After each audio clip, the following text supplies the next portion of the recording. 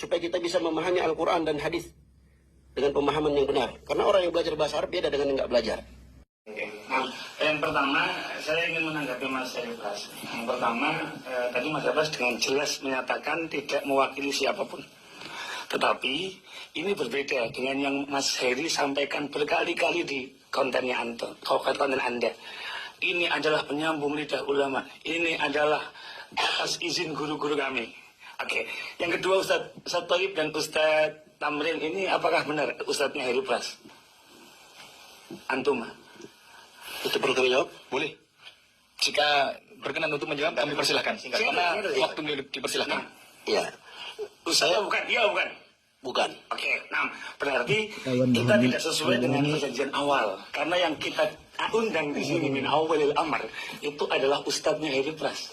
Yang selama ini, mohon maaf, kita ingin tanya, apa pembenaran Mas Heri kemudian mengedit wajah ulama kami? Bisa diputarkan video?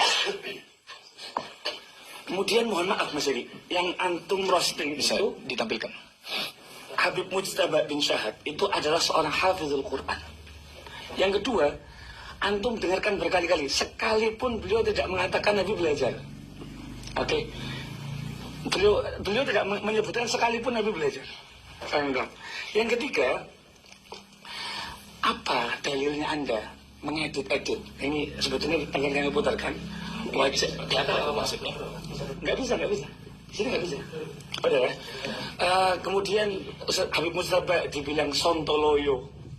Kemudian wajah kami diedit. Silakan mencoreng wajah ulama. Ini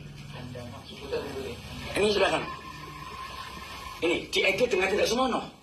Apa dalilnya? Ini. Beliau ini guru-guru yang berjasa pada umat, Mas Heri. Guru-guru beliau banyak. Kalau Anda mengedit dengan cara seperti ini, itu Anda telah menyakiti orang-orang yang ngaji dengan beliau. Orang-orang yang mengambil faedah dari beliau.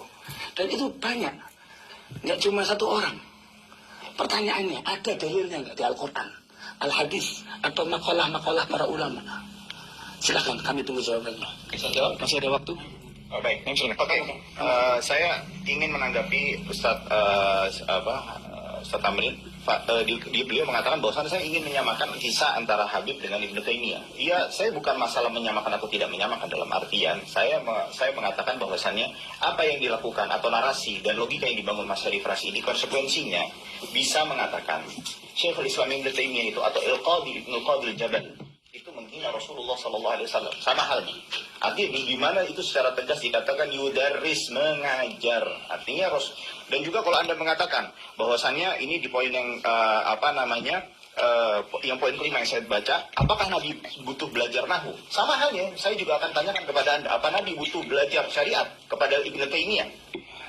Apa juga butuh? Tidak ada kata belajar itu sih. Saya menulis apa yang Anda katakan. Tidak ada kata belajar.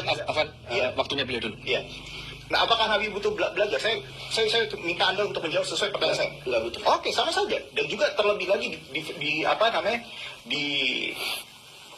sumber asli tidak ada satupun tertulis bahwasannya Nabi Muhammad SAW datang untuk belajar. Tidak ada satupun kata belajar yadrusu yudarris mafi. Tidak ada satupun. Ya, orang datang itu, kepala sekolah datang ke kelas itu bukan berarti harus dia datang menghadiri pelajaran guru yang mengajar di kelas itu. Bisa jadi untuk meninjau, bisa untuk melihat dan segala macam. Dan lalu beliau mengatakan, Syekh Sadhan menanyakan kepada ahli tahwil, apa yang dilakukan oleh Syekh Sadhan itu juga saya yang lakukan. Artinya di sini Syekh Sadhan itu mengajarkan kepada kita bagaimana disiplin itu harus ditempatkan sesuai dengan proporsinya dan sesuai dengan bidang atau funnya. Ya, dan juga Ibnu Taimiyah melarang untuk tidak diberitahu. Ini tidak ada korelasinya. Kita yang menjadi permasalahan ini adalah apakah konsekuensi makna takwil dari mimpi yang dilihat oleh salah seorang muhibbin murid dari Habib tersebut berkonsekuensi, artinya menghina Nabi Muhammad SAW. Ya, untuk urusan diberitahu atau tidak diberitahu itu lain hal. Dan juga yang perlu Ustaz Tamrin ketahui bahwasannya yang memberitahukan atau yang memberikan sebuah pengakuan bahwasan melihat mimpi tersebut bukan Habib tersebut, tapi salah seorang muridnya yang menghadiri majelis taklim. Kalau bila Anda untuk mau melihat dan merujuk kepada sumber aslinya.